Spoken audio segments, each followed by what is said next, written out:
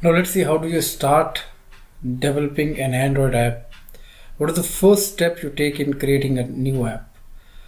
Now the basic structure of an Android app, it has an activity as a core. Now what exactly is an activity? This is basic Java class which holds all the structure of the activity or of the app together. And one app can hold any number of classes. At the minimum, you need one activity to start off your app, and that activity is basically a Java class. Now this you can see analogous to something like a controller which controls the entire activity of the activity, the entire functions that you need to perform the logic.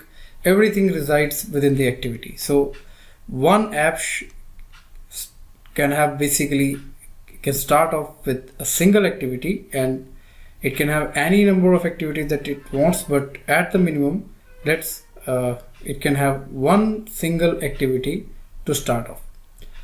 Now this is essentially some Java code, but what exactly is shown to the user? That's the UI. Now every activity, it can be without UI also, but in order to interact with the user, in order to get some input or to show something to the user, you need some UI screen. So this you create within a folder called res, which we call as the resource folder. So it holds all other resources to show to the user, like the images, any other support files that you need to make it a part of the UI. So this UI will then be used within the Java class, wherein you can get hold of those components declared within the UI, add events to those, and manipulate as you want according to the logic you want to add to the app. This entire thing then you need to add to a file called the Android manifest file, and this you will find in the manifest folder. Everything you want to be a part of the application has to be declared within the manifest.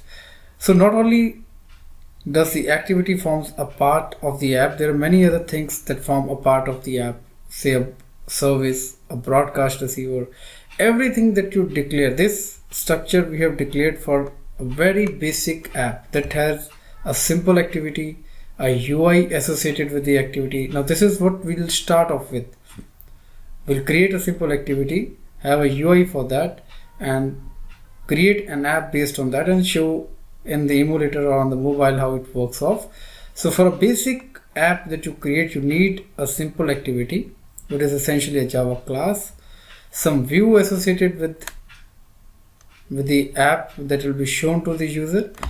You create within the res folder, and the Java class, which is in fact the activity, has to be declared within the manifest file.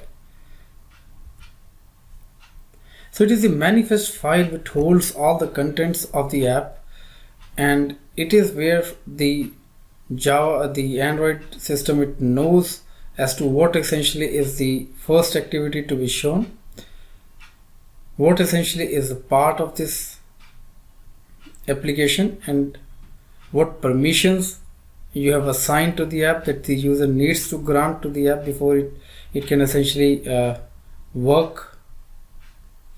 So this is basically the simple structure for a Java app: one activity, essentially a Java class, some UI, and a manifest file.